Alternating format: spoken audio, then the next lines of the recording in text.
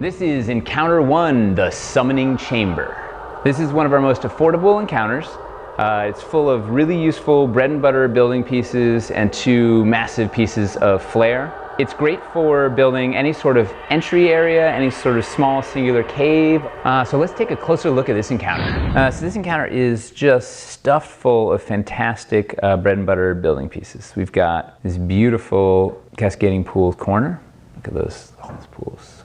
Love all the detail on this thing. We've got a straight wall. Look how much depth. This is like a wildly dynamic piece. The floor is uneven, beautiful rough texture every which way. It's got this diagonal wall, which was sorely needed. It also works great as a corner. It fits nice and flat up against a regular wall. There's a swell wall here. This is if you want to offset your build by 1 inch. So you have a straight wall. You can knock the grid off by 1 inch. And then we have a couple of trifecta pieces.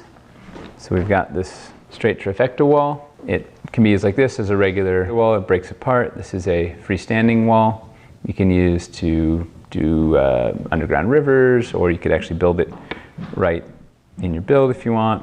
This ledge works as a negative space floor piece. It's double-sided for, say, super organic. Tons of utility. We gave you almost all the basic pieces, so if you have a lot of previous caverns, this works really well to supplement your existing caverns collection. It's got this big, beautiful, massive, epic convex curve. I love this piece. Look at this beautiful curve here. You see it's full of water. This whole cave is full of lots of water and wetness. It makes you feel like you're really down in the deep depths of the earth. And this thing is really good for doing the opening on a cave, so it feels like it's curving open, or if you want to do a dog leg shape or any sort of inverted curve. We never had that option before. Now you have beautiful convex curve option. Speaking of wet, damp, dark places in the earth, love this floor piece. This is the Stagnant pool floor. Look how irregular that is. Oh, then we have, of course, it's an entrance piece. We have this entrance corner piece. So this is a 4x4 footprint, except we have a cutout here so you can swap out that insert. You have a variety of different inserts you can put in there. It works really well with passages as well. You see you can put the straight passage fits nice and clean up against that. So this is also really good for offsetting your room to 45 degrees. So if you want to go from a regular grid to a 45-degree grid, you start building flush against this, or put one of our 45-degree turn pieces. You can use it for a Y intersection if you want. Throw in a passage convex corner, so now you can do a 3-way intersection.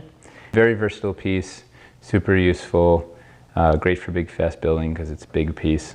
Love this thing. Then beyond all the bread and butter building pieces, we have the centerpiece of this room is this LED summoning circle in the middle here. So this is a topper let's start with the base. So this is this beautiful 4x4 basalt floor, raised area of these cool hexagonal basalts.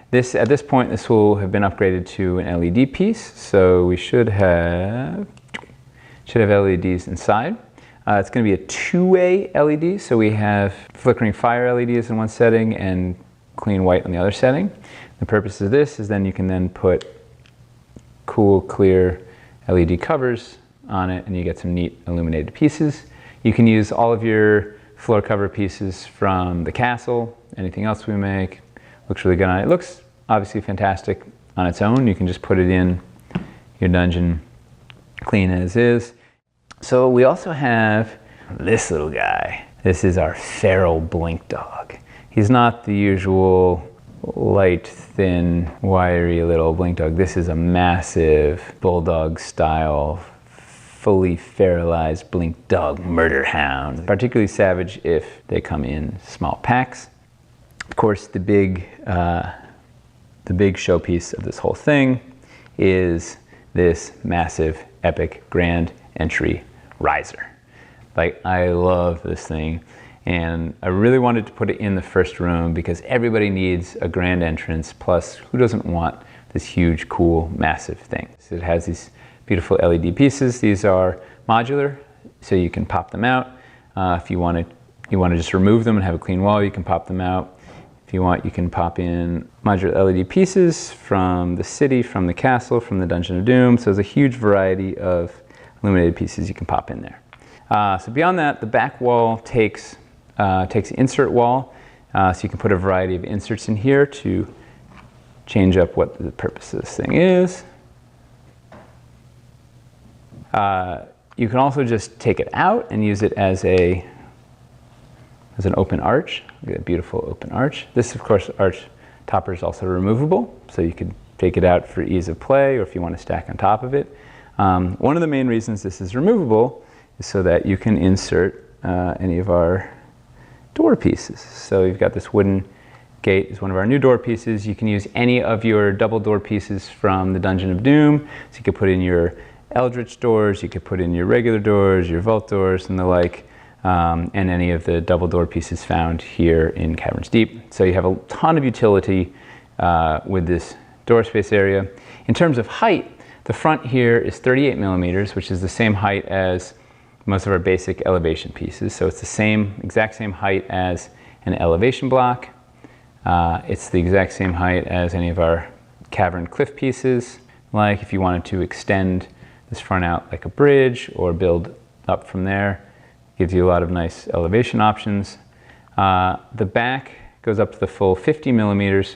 So if you put one of these pieces in the back, you can have it step down, or you can use that as a basis to stack a passage piece on. The passage piece lines up perfectly with the back there. So that'll line up really nicely if you want to have a raised passage going up or going down. Speaking of going down, our passage ramp piece, elsewhere lines up really nicely with this. Like, so you have a lot of nice ways for going up and down through the back of this thing or the front of this thing. And of course, you can also, if you don't want to use it as an entry area or an exit area, it's a fantastic place to frame anything. You can put some sort of cool piece on there if you have some sort of MacGuffin or something you want to put there to frame, a throne, or just a bad guy is waiting, a big boss creature is waiting there, or whatever. It's a really nice raised area to put in your room to draw attention to whatever you put there. I think everybody's going to love this piece and be excited to have this monster in their collection, because it has so many uses and it just looks amazing.